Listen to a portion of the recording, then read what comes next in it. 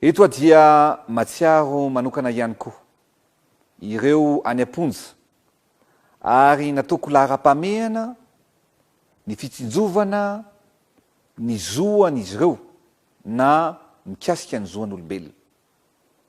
Na dia voafonja izy ireo dia manana ny zoany satria olombelona ohatratsika ihany. Olana mipetraka ary toa tsy nisy nijery mihitsy hatramin'izay mantsy izany. Indrindra ny fomba fitanana ponja ireo voafonja eto Madagasikara. Hitako maso ary natrehako fa mihoatra lavitra ny isan'ny olona tokony hipetraka ao anatin'ny efitrano iray sy miaina ao anatin'izany efitrano iray izany eny amin'ireny fonja ireny.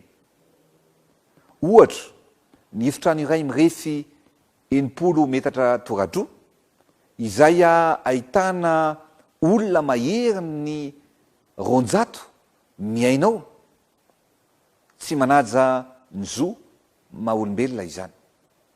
Izay no isan'ny antony nananganana fonja manerana ny nosy mba hitsinjovana ny maha-olona azy ireny. Ary koa mba ahafahana izy ireo manitsy, mba ahafahantsika manitsy ny lalan'izy ireo amin'izay ireo izay nani, mba hiverenany olona mendrika eo anivon'ny fiarahamonina. Ny ankamaroan'ny fonja dia asiantsika toeram-piofanana, asiana toerana famboleny mba izy ireo ihany no mamokatra ny sakafo izay hohaniny izy ireo. Zany no fomba fijerintsika ankehitriny. Teo ihany koa ny fanafainganana ny fitsarana satria betsaka loatra ireo olona izay voafonja nefa tsy voatsara raha tsy afaka volana maro na taona maro mihitsy.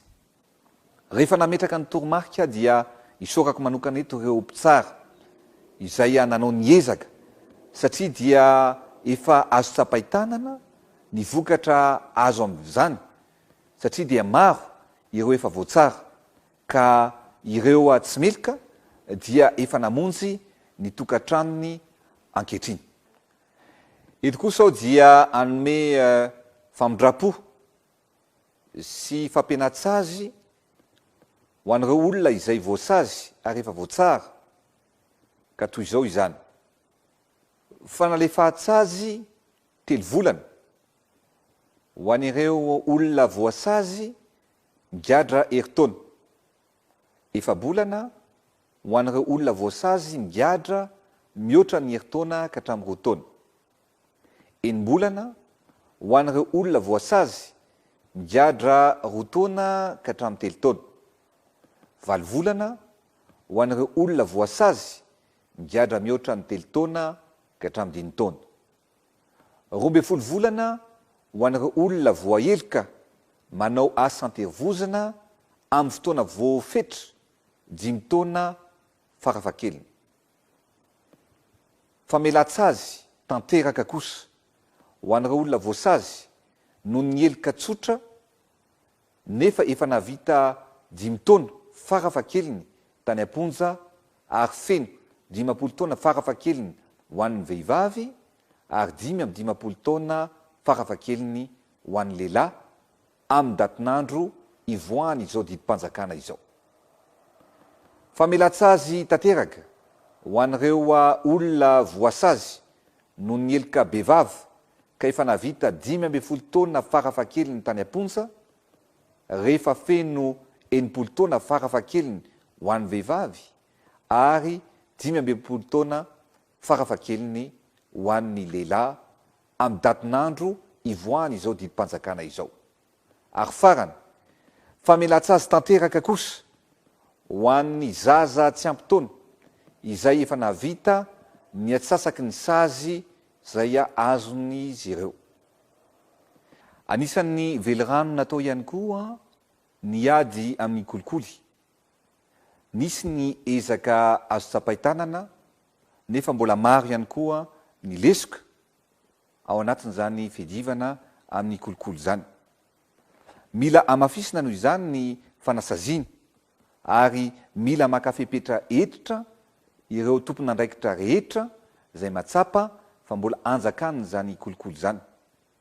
Eo ny resaka tsolotra, eo ny resaka aditany, eo ny resaka any amin'ny fitsarana, any amin'ny sehatry ny fahasalamana, any amin'ny sehatry ny ladoany, any amin'ny sehatry ny tseranam-piaramanidina zay efa nisy ny fepetra ny raisitsika. Noho izany dia tsisy indrafotsika fa ho tohizana hatrany niezaka mba hidivana ampiena any kolikoly eto amin'ny firenena. Ry malagasy namako, miankina amin'ny fahaizantsika amin'ny fametanana, miankina amin'ny firaisapo, ny firaisan-tsaina, ao anatin'ny fitiavan-tanindrazana no ahafahantsika mampandroso any Madagasikara malalatsika. Amin'ny alalan'ny fiara-mientana no ahafahantsika manangana ho avy mamiratra ho an'ity firenena malalatsika ity. Matoky aho fa tsy misy tsy vita ny fitiavana, satria ny fitiavana no lehibe indrindra. Koa anteriko ny firaritsoa mba ho taona zina feno fahombiazana ary mirakotra fahasoavana ho antsika tsirairay avy sy ho antsika mianakavy ane ity taona vaovao 2024 ity. Samy isika ho tain'Andriamanitra tsy ho arofo. Misaotra tompoko lahy, mankasitraka tompoko vavy. Tsy maintsy tafita i Madagasikara, masina ny tanindrazana.